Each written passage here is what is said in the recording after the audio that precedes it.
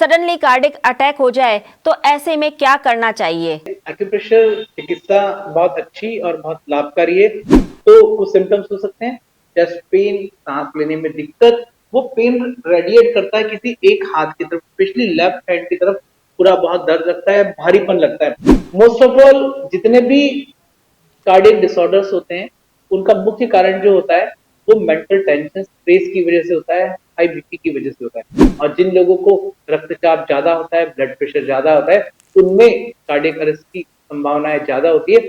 नमस्कार, D5 channel Hindi देख रहे दर्शकों का मैं वंदना स्वागत करती हूं। आज एक बार फिर हम जुड़े हुए हैं एक्यूप्रेशर एक्यूपंक्चर के स्पेशलिस्ट डॉक्टर A.K. जैन से। डॉक्टर जैन, आपका बहुत बहुत स्वागत है हमारे इस प्रोग्राम में। डॉक्टर जैन, सर्दियां शुरू हो गई हैं और ऐसे में हार्ट अटैक का खतरा बहुत ज़्यादा बढ़ जाता है। कार्डिक अटैक जिसे कहा जाता है वो बहुत ज़्यादा हो जाता है। अगर सडनली कार्डिक अटैक हो जाए तो ऐसे में क्या करना चाहिए? सडनली कार्डियक अरेस्ट के लिए एक्यूप्रेशर चिकित्सा बहुत अच्छी और बहुत लाभकारी है, बहुत उपयोगी है। क्योंकि सडनली जब कार्डियक अरेस्ट होता है तब उस समय आपके घर में कहीं कोई डॉक्टर, मेडिसिन अवेलेबल नहीं है।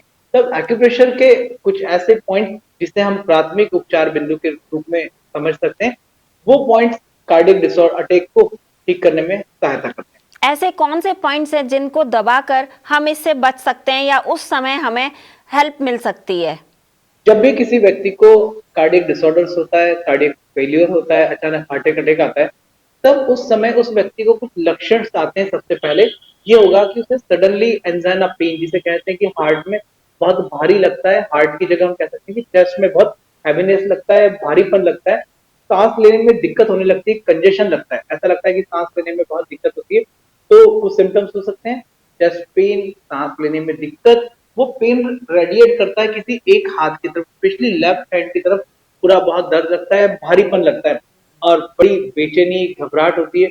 और जब इस तरह का डिसऑर्डर्स हो रहा है या सिम्टम्स आती है, तो पेशेंट को एक्यूप्रेशर के 2 पॉइंट्स हमें यूज करना है। और उन पॉइंट्स को हम फर्स्ट एड पॉइंट्स कहते हैं, क्योंकि वहां पर हम उस व्यक्ति के कार्डियक अरेस्ट की इंटेंसिटी को ठीक कर लेते हैं, उसको कंट्रोल कर लेते हैं।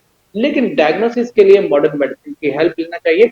उस व्यक्ति को बाद में अपने जो भी डॉक्टर हैं, एक्सपर्ट हैं, उनसे कंसल्ट करके उस बीमारी के कारण को डायग्नोसिस करना चाहिए।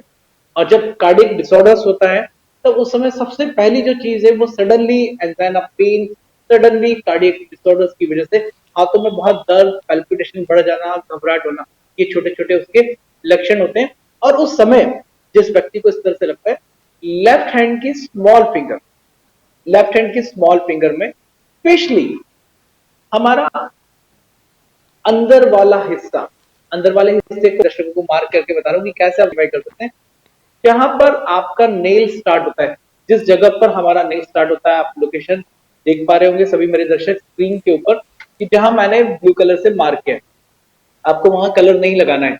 क्योंकि जब भी सडनली कार्डियक अरेस्ट होगा, तब उस व्यक्ति को खुद सीख जाना है, खुद समझ जाना है कि मुझे किस पॉइंट पर दबाव देना है। और वो जो दबाव है, हम सामान्य जब एक्यूप्रेशर से उपचार करते हैं, उससे कई बिल्कुल अलग तरीके से होगा। जब भी हम सामान्य एक्यूप्रेशर उपचार करते हैं, तो हम वहां कहते हैं कि हमेशा बियरेबल प्रेशर दीजिए, टॉलरेबल प्रेशर दीजिए। लेकिन जब कार्डियक डिसऑर्डर आ रहा है, कार्डियक अरेस्ट हो रहा है, तब हमारा जो प्रेशर होता है वो बहुत इंटेंसिटी से होता है, ज्यादा प्रेशर होता है। क्यों? क्योंकि कार्डियक डिसऑर्डर्स का कारण ये होता है कि हमारे ब्लड तक, ब्लड जितना पहुंचना चाहिए हार्ट तक, उतना नहीं पहुंच पाता है। और कार्डियक डिसऑर्डर्स जो होता है, शायद ब्लड प्रेशर बढ़ना हो सकता है, ब्लड प्रेशर लो होना हो सकता है, डायबिटीज की वजह से भी हो सकता है, या लाइफस्टाइल रिलेटेड डिसऑर्डर्स भी कार्डियक डिसऑर्डर्स में काने जाते हैं। तो हमारे दर्शकों को स्मॉल फिंगर का जो नेल के अंदर का हिस्सा है, यहाँ पर जहां से नेल स्टार्ट होता है, उस जगह पर जोर से अच्छे से दबाना है, प्रेशर देना है। स्मॉल फिंगर को आप देख रहे होंगे स्क्रीन पर, मैं बहुत अच्छे से प्रेशर दे रहा हूँ, उसको दबा रहा हूँ। और जब तक मुझे दबाना है, तब तक उस व्यक्ति को बहुत अच्छा नहीं लगता है। या फिर व्यक्ति वहां अकेला है, उसके पास कोई डॉक्टर नहीं है, कोई मेडिसिन नहीं है, आपको अपनी स्मॉल फिंगर को इस तरह से लेकर दांत से बाइट कर दीजिए, जोर से काट दीजिए। जितना जोर से काट सकते हैं, प्रेशर दे सकते हैं, दांत से बाइट कर लीजिए। बाइट करने से वहां पर वो कम हो जाएगा। या कोई ऐसा व्यक्ति है जो से रिलेटेड हो सकता है, स्पेशली पैरामेडिकल से रिलेटेड है, आपके आसपास कोई व्यक्ति अवेलेबल तो उसे बोलिए जो हम इंजेक्शन करते हैं, जो सिरिंज यूज करते हैं, उस सिरिंज से यहाँ पर एक छोटा सा प्रिक कर दें, लेफ्ट साइड में, राइट साइड में, दोनों तरफ जहां हमारा नेल स्टार्ट होता है वहां एक सिंगल प्रिक करने से कुछ ब्लड के डॉट्स निकल जाएंगे। मतलब हम ब्लीडिंग करानी टेक्निक कहते हैं, उसको ब्लीडिंग थेरेपी कहते हैं। 1 से 2 बूंद उनका बाहर निकाल दीजिए, उस व्यक्ति को तुरंत कार्डियक अरेस्ट के जो सिम्टम्स आए वो ठीक हो जाएंगे। बाद में आप किसी डॉक्टर से कंसल्ट कर सकते हैं। तो मुझे लगता है कि एक्यूप्रेशर का ये एक पॉइंट लाइफ सेविंग पॉइंट हो सकता है, किसी को कार्डियक अरेस्ट से बचा सकता है। या जब कार्डियक अरेस्ट आ रहा है उस समय आप या तो यहाँ प्रेशर दे लें या दांत से फाइट कर लें, तो सिंगल पॉइंट थेरेपी के माध्यम से कार्डियक अरेस्ट को हम ठीक कर सकते हैं। क्या इसमें कलर थेरेपी का भी कोई रोल होता है? नहीं मैडम, जब भी इमरजेंसी है तब हम वहां पर 2 ही थेरेपी यूज करेंगे, या इंस्टेंट प्रेशर टेक्निक को यूज करेंगे या फिर उस जगह पर हम निडल के माध्यम से ब्लीड करा दें तो उपयोग में कर सकते हैं। हाँ, एक पॉइंट जरूर हम इसमें ऐड कर सकते हैं, वो है हमारा सेंटर पॉइंट। दोनों नोस्ट्रिल के बिल्कुल सेंटर में जो पॉइंट होता है, इसको अंगूठे से बहुत अच्छे से प्रेशर दीजिए, क्लॉकवाइज एंटी क्लॉकवाइज। तो ये भी कार्डियक डिसऑर्डर्स में बहुत हेल्प करेगा। तो प्राइमरी पॉइंट स्मॉल फिंगर के रूप में होगा, सेकेंडरी पॉइंट हमारे नोस्ट्रिल का सेंटर पॉइंट होगा। इन दोनों पॉइंट्स का उपयोग करने से उस व्यक्ति का कार्डियक अरेस्ट ठीक हो सकता है। इस पॉइंट की इंटेंसिटी जब तक हमें लगातार देना है प्रेशर, जब तक पेशेंट को बहुत अच्छा नहीं लगता है, बहुत कंफर्ट नहीं लगता है। लेकिन लगातार देने से प्रेशर, मेरा ऐसा मतलब नहीं है कि आप बहुत जोर जोर से दबाते रहें, उसकी क्षमता जितना ही दबाइए, लेकिन थोड़ा सा क्षमता से ज्यादा प्रेशर दीजिए जो उसको सहन हो सके। तो ये मेथड्स करने से कार्डियक डिसऑर्डर्स को इंस्टेंटली प्राथमिक उपचार के रूप में हम रोकथाम करते हैं। और ऐसी कोई सावधानी जो आप बताना चाहेंगे दर्शकों को? मोस्ट ऑफ ऑल जितने भी कार्डियक डिसऑर्डर्स होते हैं उनका मुख्य कारण जो होता है वो मेंटल टेंशन, स्ट्रेस की वजह से होता है, हाई बीपी की वजह से होता है।